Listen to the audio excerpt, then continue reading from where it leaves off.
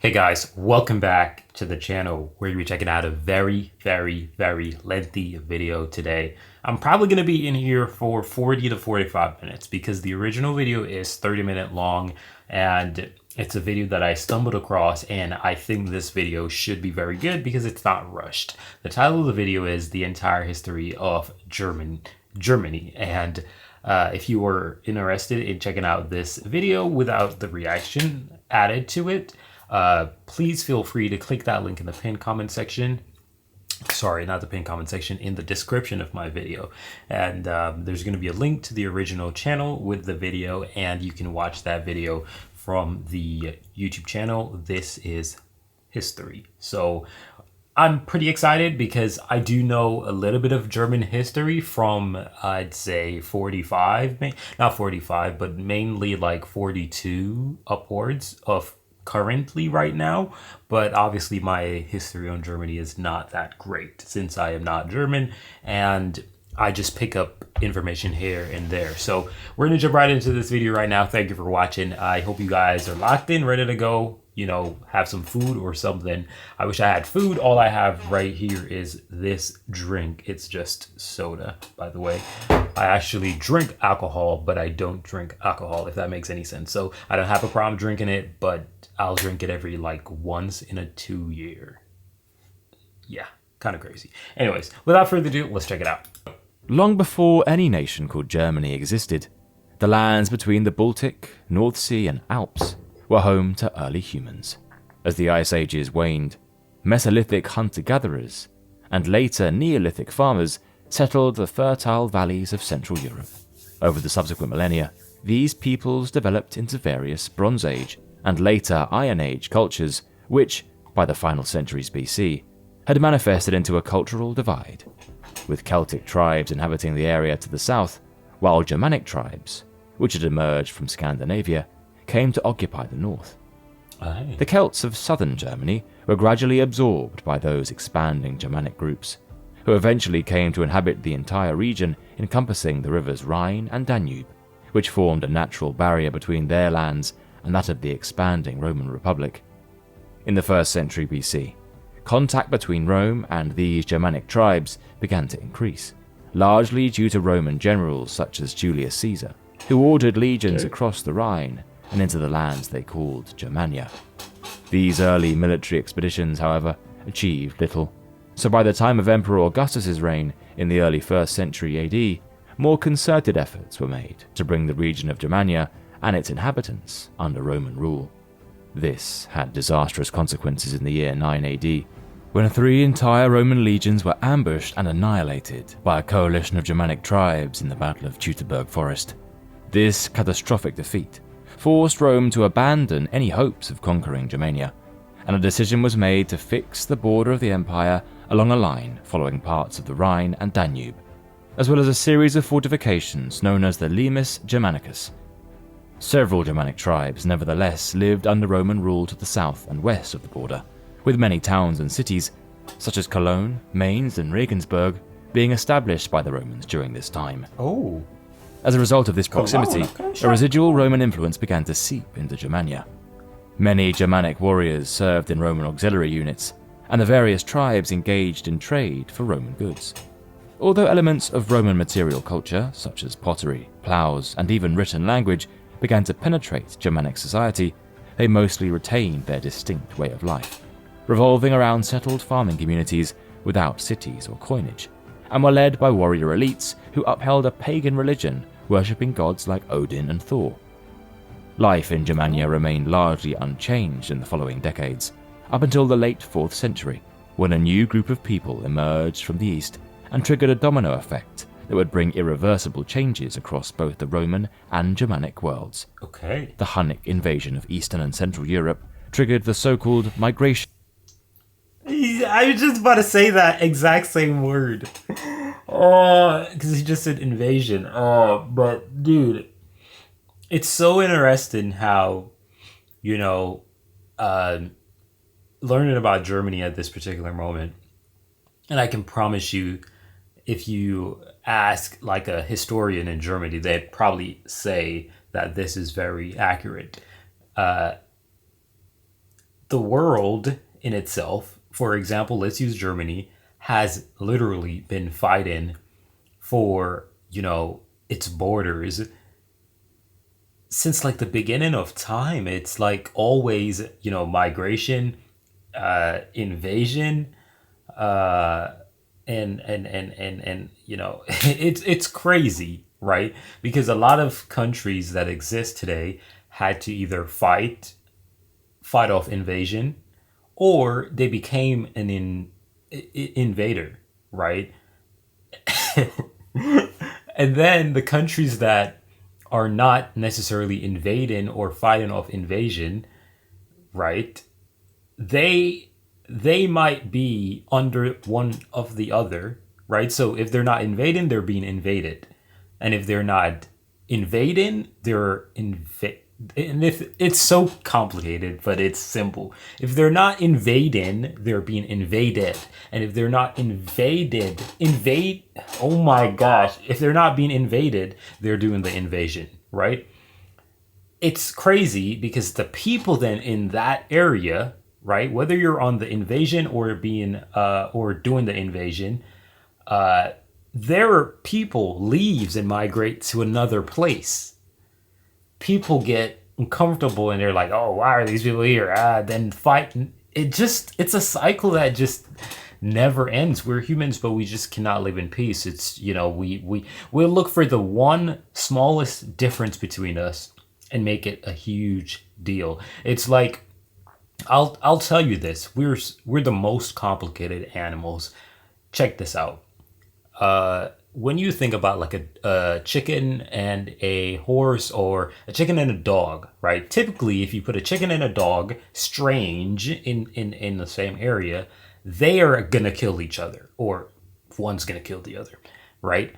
However, if you actually raise them together, would you believe me that they are not gonna harm each other? Literally, that's how other animals are actually capable of existing around each other, but not us. We're the worst animals, dude.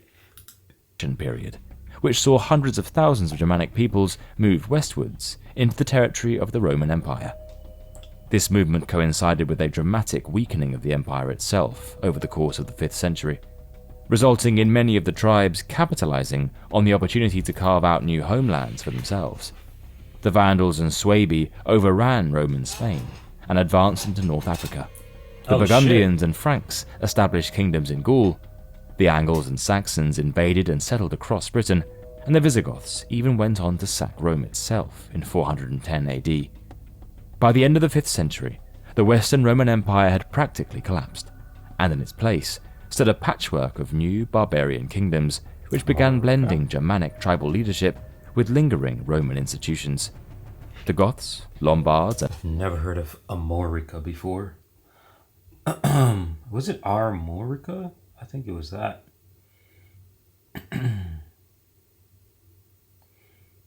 Armorica is an ancient Celtic name meaning the place in front of the sea. Damn, that literally makes sense. Wow. and others adopted elements of Roman law, Christianity, and administration. But it was the Franks who applied this cultural fusion most effectively, carving out a large kingdom across much of what is now France and Western Germany under the leadership of King Clovis I. In the eastern part of Germany, however, the chaos born out of the migration period brought about a different set of results. The Germanic peoples who had once inhabited the region between the rivers Elbe and Oder were replaced by Slavic tribes from the east, giving rise to contrasting societies such as the Obotrites, Veleti, and Sorbs.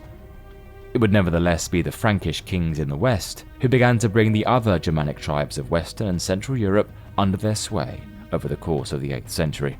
The greatest of these kings, Charlemagne, significantly expanded the borders of his kingdom by waging a brutal 30-year campaign against the pagan Saxons in the northeast.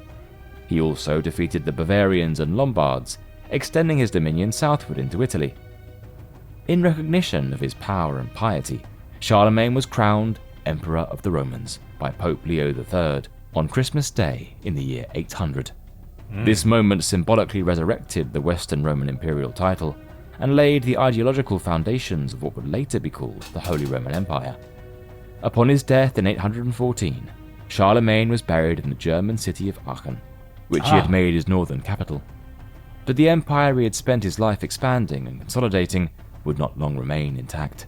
Charlemagne's grandsons divided his empire between them in the year 843, splitting it into 3 roughly longitudinal realms. The eastern portion, comprising much of modern-day Germany, came to be known as East Francia and was ruled by Louis the German and his descendants of the Carolingian dynasty.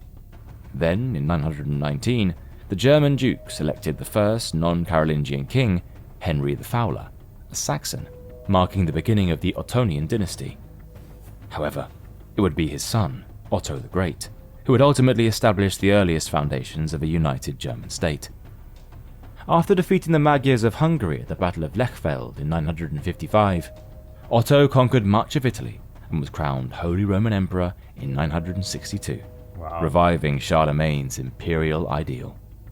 Images like this of Otto at the Battle of Lechfeld take an enormous amount of time and effort to source and integrate into our production process.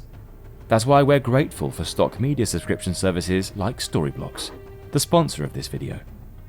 When putting our videos together, we often need extra visuals, sound, or music to really bring history to life, and Storyblocks makes that easy.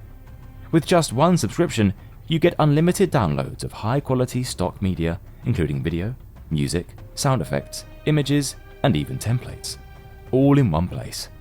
That unlimited model gives us the freedom to experiment, test ideas, and focus on storytelling without worrying about extra fees.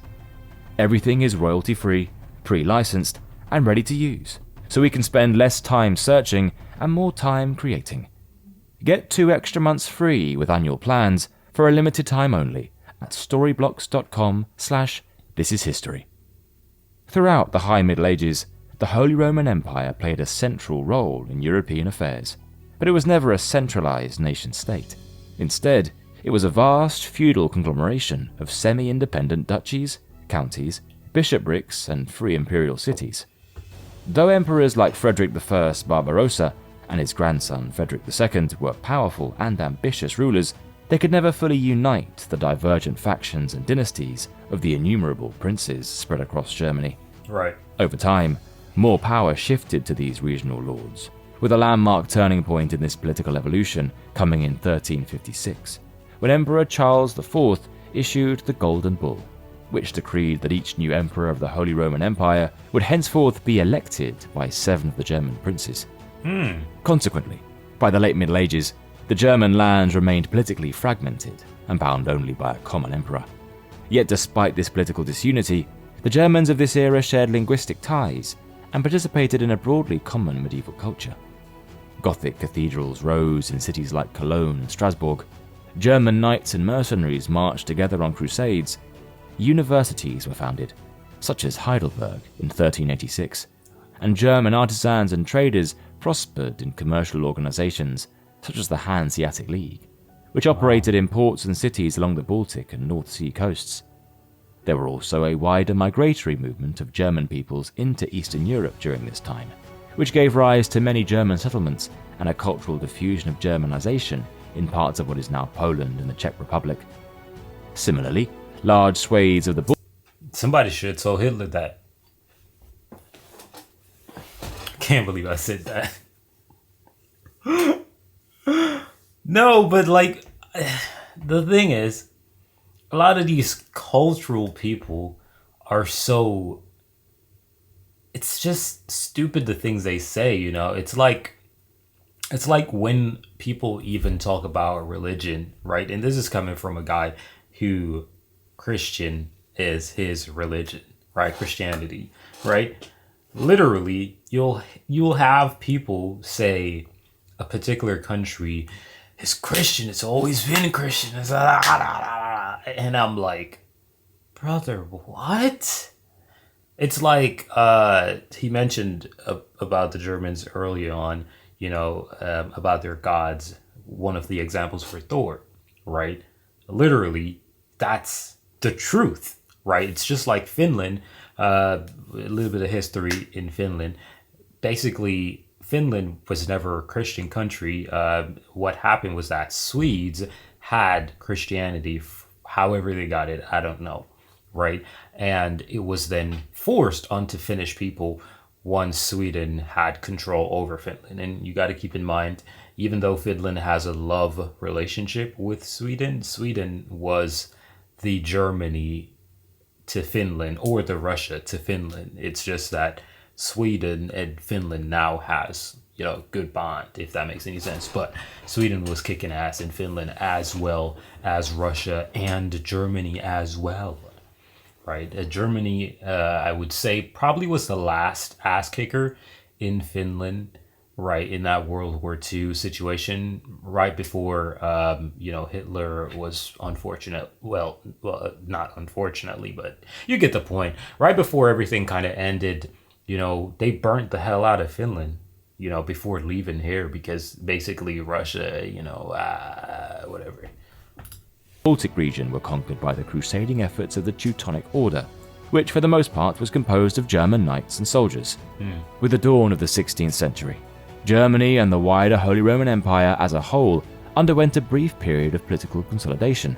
Emperor Maximilian I introduced a set of imperial reforms that saw a more unified state begin to emerge, with standardized laws and policies.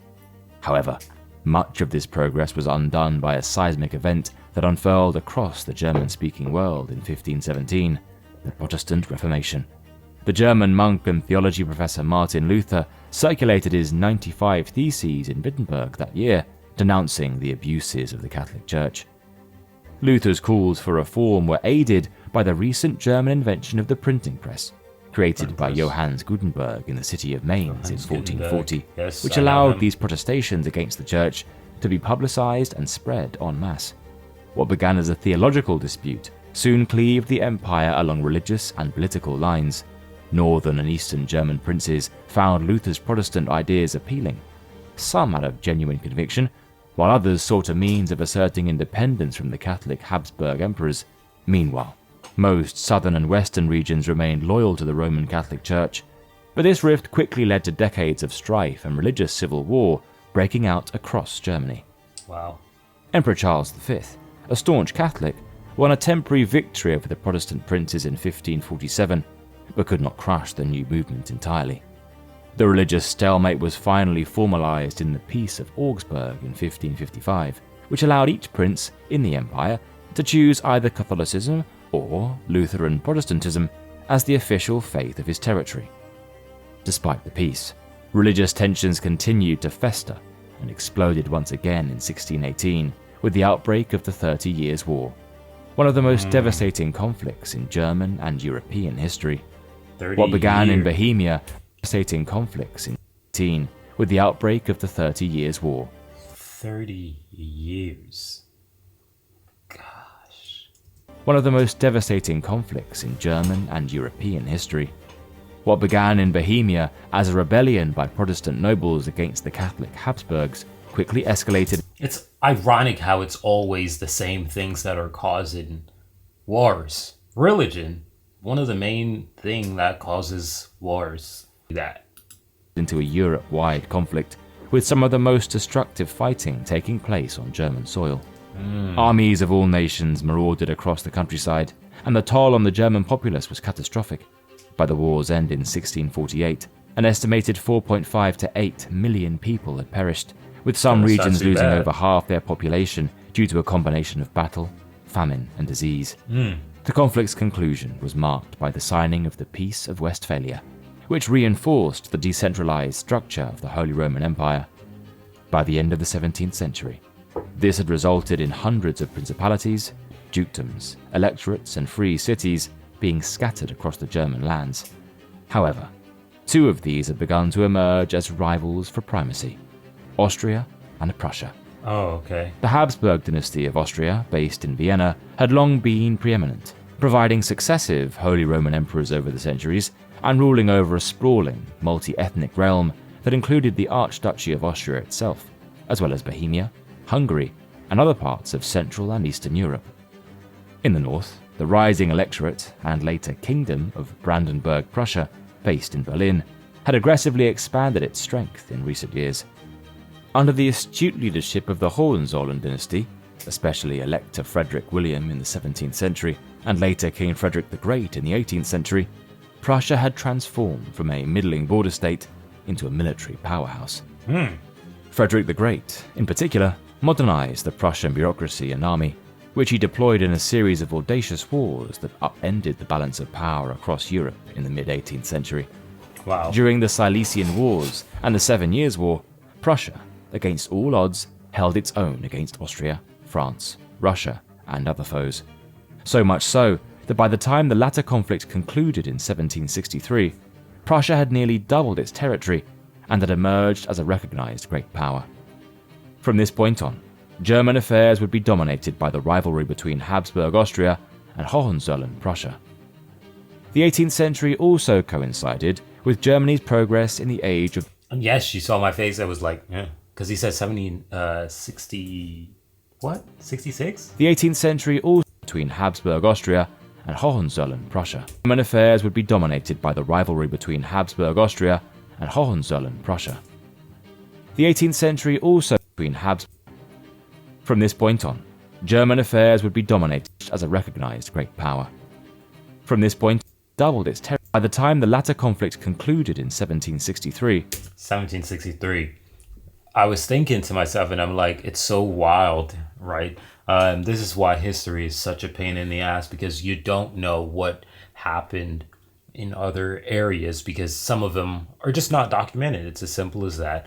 And some of them were destroyed. They were documented, but they were destroyed, because I'm thinking about this is 1763, right? That's right around the corner for the United States to gain independence, right? Which tells you that a lot of shenanigans were also being taking place in the United States, over there in Mexico, in the UK, and also Canada, possibly as well, right? Shenanigans were happening over there. We live in a crazy place called Earth, and sometimes it's just so hard to know what's going on in a different place, because communications weren't that good. It's as simple as that. You know, you had to take a ship to go figure out what was going on over next door. It's kind of sad. Prussia had nearly doubled its territory and had emerged as a recognized great power. From this point on, German affairs would be dominated by the rivalry between Habsburg Austria and Hohenzollern-Prussia. The 18th century also coincided with Germany's progress in the age of the Enlightenment. Literary giants like Goethe and Schiller wrote in Weimar, while philosophers like Kant and Leibniz also made their mark. Musical prodigies such as Bach and Mozart emerged during this time, often sponsored by the German upper classes to perform in theatres and private homes. Yet despite this cultural progress, which went some way to promoting ideals of German nationalism, politically, Germany remained divided and would soon be shaken by the next epoch-defining force at the end of the century. The French Revolution, which began in 1789, and the subsequent rise of Napoleon Bonaparte, convulsed Europe, and Germany was no exception. The ideas spread by the revolution initially led some in Germany to hope for the triumph of reason and rationalism, inspired by Enlightenment thinking. On the other hand, the royal courts of Vienna and Berlin denounced the overthrow of the French king, as well as the emergent notions of liberty, equality, and fraternity. Military conflict soon followed when Prussian and Austrian forces joined a coalition of other European states to launch an invasion of France in 1792 and put an end to... And this is why the EU is very important. ...these revolutionary ideas once and for all. This plan, however, quickly backfired. The French successfully repelled the invasion and went on the offensive, unleashing a wave of successive military conflict. Went on offense, bro? Bro was on defense. He like, lock him down, get the ball. Woo! Yeah, it's my turn now. Nah, that's crazy. That man locked him down and said, yo, offensive time now. It's crazy. But hey, this is literally exactly why the EU is very important. I recently did a random little video of, random things going on in Finland. And basically there was this one Finnish politician. He was banned. He's a far-right politician. He was banned from entering the UK, right? So I was a little bit concerned. I was reading the comments. One person in the comments said, he was like, yeah, this is why we need to leave the EU as well. And I was like, Does this guy know what happens to Finland if Finland leaves the EU? Let's say Finland is not a part of NATO and the EU. Do you know what that is equivalent to? That is equivalent to Ukraine, right? But a lot of the people don't really think about these things. The EU is one of the most important thing in Europe, right? And it is one of the main reasons why Europe is not actually fighting each other right now, in my humble opinion. The EU joins you guys together and prevents you guys from having egos or invasive thoughts, right? Because if you invade, you're going to attack someone, you're going to break the pack, blah, blah, blah, blah, blah. It's a very important thing to have, right? And it's just human nature. You know, you look at all of these different countries and, you know, a little bit of suffering starts to happen and, you know, somebody needs to go and shenanigans like that. Nobody really tries to, you know, live a better life without actually forcing another country or people in a worse situation. It's that simple. So these laws that keeps the European Union, all these countries together, is very, very important. Very important. And I'm happy you guys have it, to be honest. 70-year war? Oh, that's bad. Was it 60? That would embroil not only Germany, but the entire European continent for the next 2 decades. 2 decades, By wow. 1806, the French Emperor Napoleon had defeated Austria and Prussia and reorganized the map of Germany. In July of that year, he coerced 16 German princes into forming the Confederation of the Rhine, effectively a French puppet state covering western and southern Germany. Days later, on the 6th of August, the last Holy Roman Emperor, Francis II, abdicated and formally dissolved the Holy Roman Empire under French pressure, thereby ending an institution that had lasted for over 1,000 years since the days of Charlemagne. Napoleon's domination nevertheless brought profound change and promoted a sense of nationalism within Germany that had not been seen before. After Napoleon's disastrous invasion of Russia and subsequent defeat at the Battle of Leipzig in 1813, German forces joined the final Allied push into France itself. By the time the Napoleonic Wars ended in 1815, the victorious powers convened the Congress of Vienna to restore order. One of the settlements agreed upon was the formation of a new German confederation, a loose association of 39 sovereign states, down from the 300 plus of the old empire, which was essentially a diplomatic league intended to provide mutual defense and preserve the status quo. The 19th century thus opened with Germany still fragmented, but a growing sentiment of nationalism, defined by the idea that all German people should be united under one nation-state, was beginning to take root. Following this, in 1848, a wave of liberal revolutions swept Europe, and Germany was a central stage. Revolutions broke out, sparked by demands for constitutional government, national unity, and liberal rights. In Frankfurt, an all-German National Assembly convened and even drafted a constitution for a united Germany, offering the imperial crown to the King of Prussia. But the movement failed. King Frederick William IV of Prussia refused, and conservative forces, backed by Prussian and Austrian arms, suppressed the uprisings the following year. Many disappointed liberals emigrated, while for those who remained in Germany, the cause of unity and freedom entered an uneasy dormancy. Nonetheless, the mid-19th century saw progress in many other areas. Industrialization had begun to transform the German economies, especially in the Rhineland and Saxony, as railways, coal, and steel industries burgeoned. By the 1850s and 1860s, Prussia had leveraged this economic growth and, in combination with its military strength, had positioned itself as leader of German unification by force, under the leadership of the renowned statesman Otto von Bismarck. Appointed as the Prussian minister-president in 1862, Bismarck set out to unify Germany under Prussian dominance, deliberately excluding Austria. In a masterful series of short wars, he first defeated Denmark in 1864, seizing the duchies of Schleswig and Holstein, before turning on Austria in 1866, defeating its forces at the Battle of Königgrätz. The result was decisive.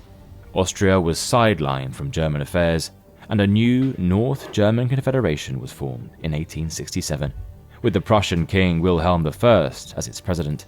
The southern German states of Bavaria, Württemberg, Baden, and Hesse-Darmstadt remained outside this confederation, but were tied to Prussia by defense pacts. Bismarck anticipated that only an external threat or war would persuade these southern kingdoms to rally behind and join Prussia in a political union. Such an opportunity presented itself in 1870 with the outbreak of the Franco-Prussian War. France had grown increasingly wary of Prussia's rising power, and so, in July of that year, Emperor Napoleon III declared war, expecting a quick victory. Instead, Prussia and its southern German allies mobilized with stunning efficiency, and, within weeks, had encircled the French armies and captured Napoleon III himself at the Battle of Sedan.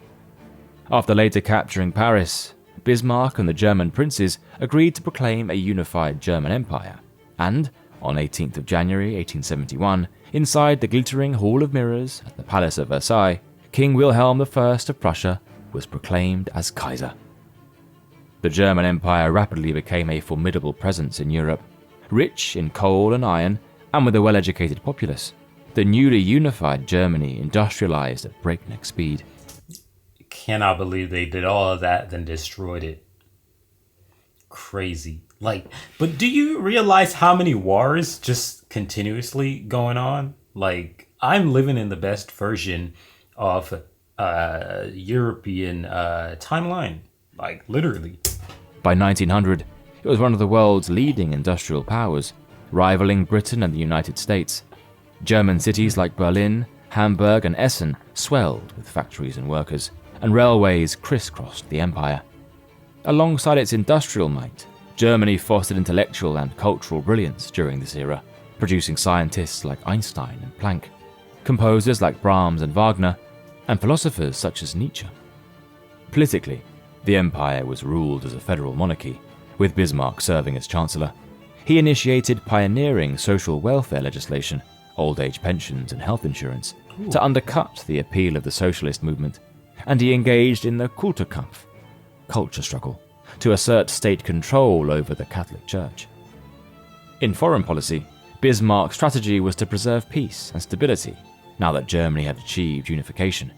He crafted a complex system of alliances with Austria-Hungary and Italy in 1882 to diplomatically isolate France and maintain the balance of power in Europe. Bismarck famously declared Germany as a satiated power in 1871, with no further territorial ambitions in Europe. However, this restraint would ultimately not last. In 1888, Kaiser Wilhelm I died, but his son, Frederick III, who succeeded him, reigned only briefly before succumbing to illness. The throne then passed to Wilhelm II, who was young, restless, and eager to assert his own personal rule. He dismissed the aging Bismarck in 1890 and took a more hands-on approach to governance, seeking to elevate Germany to a global imperial power on par with Britain. Yeah, just can't stay in the box. Can't stay in the box. Stay in the box. Stay in the box. You don't have to be above everybody else, man. Oh, I just know his story is going to go south. I just know it's going to go south. Your dad did Under Wilhelm's so well. direction, Germany built a large modern navy and established colonies in Africa and the Pacific. This new course was both aggressive and nationalistic, straining Germany's relations with other great powers, which by the early 20th century had resulted in rival power blocs forming across the continent. Germany's ties with Austria-Hungary solidified, while France, Russia, and Britain formed an alliance system of their own. Europe, with Germany at its center, was once again a powder keg of tensions, teetering on the precipice of total war, and it would take only a spark to ignite it all. The assassination of Austria's Archduke Franz Ferdinand in July 1914 set off a chain reaction among the alliance systems, resulting in the outbreak of the First World War. Germany and its allies, including Austria-Hungary, the Ottoman Empire, and Bulgaria, faced off against the allied powers of France, Britain, Russia, and later Italy and the United States. The German army initially achieved great success. Russia, and later Italy and the United States. Oh, God. The German army initially achieved great successes, nearly reaching Paris in 1914, before being halted on the Marne. In the east, they won crushing victories against Russia. However, the war soon bogged down into trench warfare, especially on the Western Front. Years of stalemate, mass slaughter, and a British naval blockade gradually sapped Germany's strength. By November 1918, Germany was exhausted. Over 2 million of its soldiers were dead, and, with defeat looming, the imperial government collapsed, with Kaiser Wilhelm II abdicating on the 9th of November and fleeing into exile. Of course. An armistice came into effect 2 days later, on the 11th of November, and the guns fell silent. With Germany in little position to negotiate, the Allied leaders met to dictate the peace terms. The resulting Treaty of Versailles was harsh on Germany, which was forced to accept blame for the war, surrendering neighbouring territories to France and Poland, as well as all its overseas colonies, and pay enormous war reparations to the victors. The treaty's punitive clauses caused shock and humiliation among Germans across the political spectrum, greatly damaging the newly democratic Germany's legitimacy. The resulting Weimar Republic was born in 1919, but faced tremendous difficulties from the outset. Racked by political violence from both the right and the left, as well as huge war debts and economic inflation, Germany was on the brink of societal collapse. Despite some stability in the mid-1920s, bringing political and cultural relief, beneath the surface, resentment over Versailles and economic vulnerabilities persisted. In 1929, the Great Depression struck another hammer blow to the nation's recovery, and, as coalition governments in the Reichstag floundered over how to respond, a sense grew that democratic politicians were incapable of decisive action. It was in this climate of crisis that the radical right wing of German politics made its breakthrough. The National Dude, with the Democratic, I ain't gonna lie, Democratic might, they might screw things over a little bit, right? But we gonna party, we gonna dance. Well, y'all gonna party, y'all gonna dance, because I don't be doing all of that. But, we gonna chill. But once you put that red in there, whoo-wee, you gonna bleed. It's the truth. Dude, the conservative, right-wing, whatever, man, like, why is it impossible for us to just have a balance between both of these people? It's so complicated. It's like crazy, man. But like, what I've gathered throughout this entire video thus far is one thing.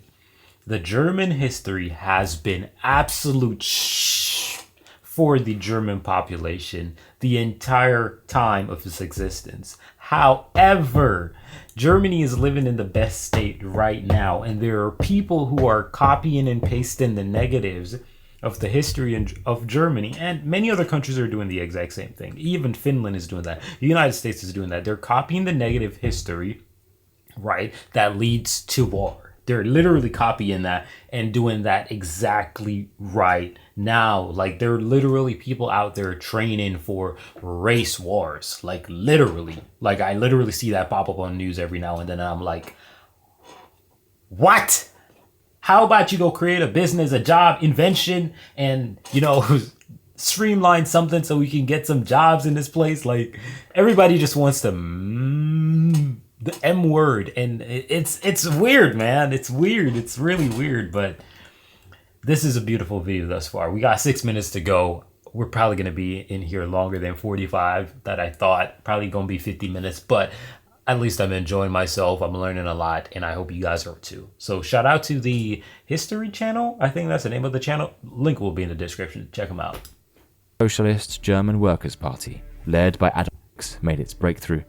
The National Socialist German Workers' Party, led by Adolf Hitler, promised to rip up the Versailles Treaty, fight communism, restore German pride, and end the economic misery. The Nazis exploited modern propaganda techniques and mass rallies to great effect, leading to a surge in electoral support and the appointment of Hitler as Chancellor in 1933. Once in power, he moved with ruthless speed to establish a totalitarian dictatorship under Nazi ideology. Hitler's regime was characterized by extreme nationalism, militarism, and racial ideology. The Nazis propagated a hateful anti-Semitism that led to Jews, who had lived in German lands for centuries, becoming demonized and stripped of their citizenship. Many Jews fled the country while they still could, but those who remained would soon face far worse. Having consolidated power domestically, Hitler turned to an aggressive foreign policy aimed at overturning the post-First World War order. In flagrant violation of the Versailles Treaty, Germany rearmed itself. but the Western democracies of Britain and France were mired in appeasement and were unwilling to risk starting another war. Hitler formed alliances with fascist Italy and Imperial Japan before launching a series of territorial annexations to unite German-speaking peoples in Austria and Czechoslovakia. Then, on the 1st of September 1939, Nazi Germany invaded Poland. 2 days later, Britain and France declared war on Germany. This is a question that I would ask most Polish people at this moment. They hate, like, every time when I scroll Instagram, every now and then I see some extremely racist thing from coming out of Poland, and I'm always like so confused. Why are they copying the guys who bent them over and absolutely obliterated their country? Like, I don't get it, right? I was scrolling 2 days ago, and there was this one guy who's like, what's the best part about Poland? There's no black people here, and that's not just it. There's no fat women here. And I was like, what? The idea of these people are so interesting. It's not that they want happiness. It's that their happiness is dependent on the people around them, if that makes any sense. So it's like I'm walking, to work in the morning, and if I see children walking, I'm angry. But if I don't see any kids walking, I'm happy. It's like, how do you allow your joy to be dependent on the people or the items that you see? You'll never really have joy, and it's quite scary to me to see, a country like Poland, which has such beautiful history of resilience, fighting against all the attacks and so on and so forth, and overcoming all these things. They even have like this revolution with Haiti, if I'm not mistaken, where they were literally in Haiti fighting with Haitians. It's like, I don't know how did Poland actually succeed, become a great country, and now starts to copy what destroyed them. Just doesn't really make a lot of sense, but I don't know what to do to understand it. It's unique. 2 days later, Britain and France declared war on Germany, marking the start of the Second World War. Within 2 years, by mid-1941, German forces had overrun most of continental Europe, from France to the Western Soviet Union, and from Scandinavia to North Africa. Hitler's conquests brought millions of Jews, Poles, Slavs, and others under Nazi occupation, and the regime's... I feel it most for the Jews, honestly. I feel it most for the Jews because they're the ones that, it's just like, Jewish is like being black. I know a lot of people hate Jewish people, right? And it's like being black. You're just like targeted for no damn reason at all. You're just walking down the street. Oh, he's Jewish. Let's go make trouble. Let's go. It's literally, it's very sad what they went through. It's like really, really, really, really sad. Racial policy escalated from persecution to systematic genocide. By the following year, 1942, however, Germany's progress in the war had begun to reverse.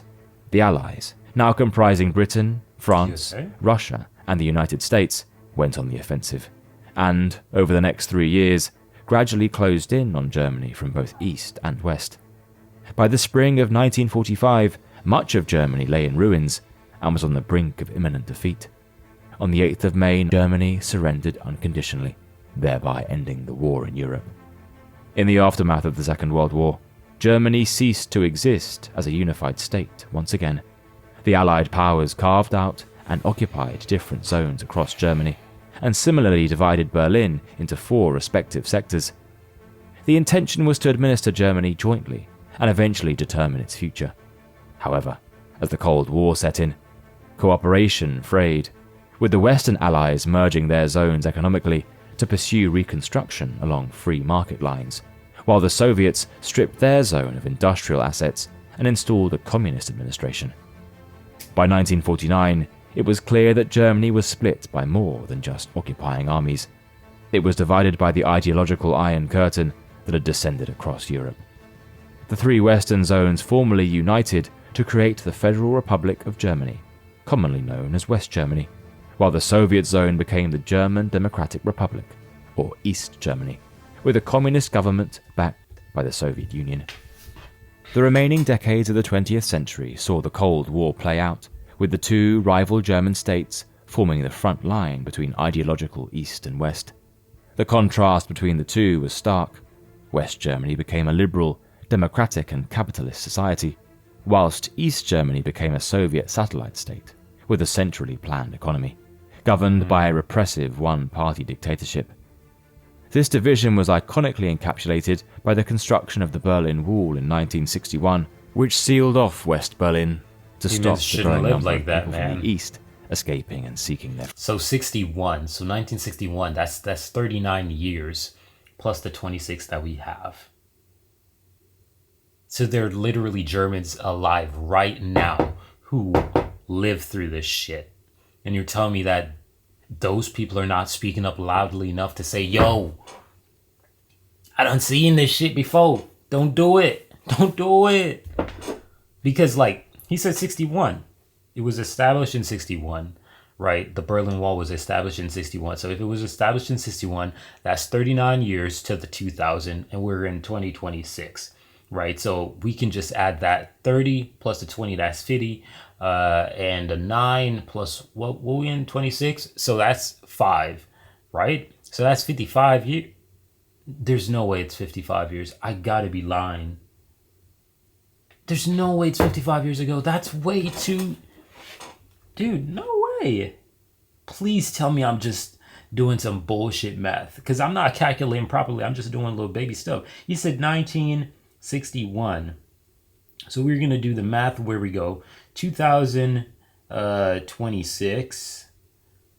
And we're going to minus that 1961. Oh my gosh, it's 65. I'm so happy it's 65 and not 55. I don't know. Oh, it was already 50 when the 30 and the 20 was already 50. And then you carry over the one. Oh yeah, it was 65. But 65 is still young.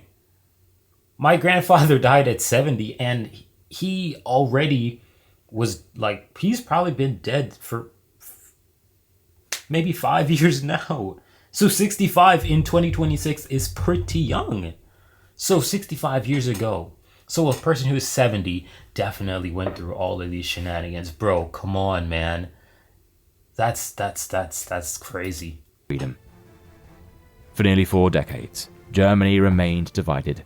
But by the 1980s, the GDR's economy was stagnating, and dissatisfaction simmered beneath the surface of the seemingly stable communist regime. The crucial year came in 1989, when peaceful mass protests erupted across East Germany, demanding 89. freedom and reform. Overwhelmed, the East German leadership finally relented, and on the night of the 9th of November, the government unexpectedly announced that East Germans would be allowed to travel freely. Jubilant crowds swarmed the checkpoints, and Berliners from east and west climbed atop the wall and began chipping away at it. The fall of the Berlin Wall symbolized the end of the Cold War division in Germany, and within less than a year, So 89, that's yesterday times 2. That is actually even way more sad. So people are alive who have been here through this division. And which this probably means that most of the politicians who are saying these weird, obsessive, divisive things, creating all these division, they experienced this. Why do they want to keep us in captivity, man? Unification was achieved when the 5 re-established eastern states joined the Federal Republic to form one sovereign nation. In the years since then, steady progress has been made in knitting the country back together. Berlin once again became the national capital, and the reunified Germany promptly assumed a powerful and leading role on the international stage. Today, the country stands as one of the most populous nations on the European continent, and is by far its largest economy, known for its engineering and automotive industries.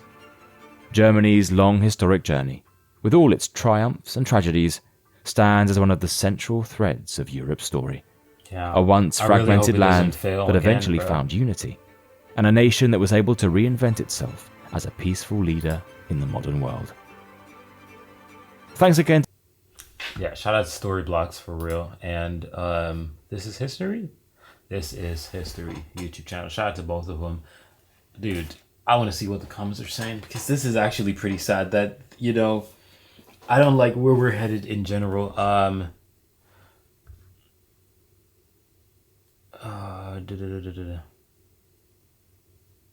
I think the harshness brought on Germany after World War One were a huge factor in the causation of the second. I mean, yeah, but is that a fair statement to say? It's a known fact, or at least, well, eh.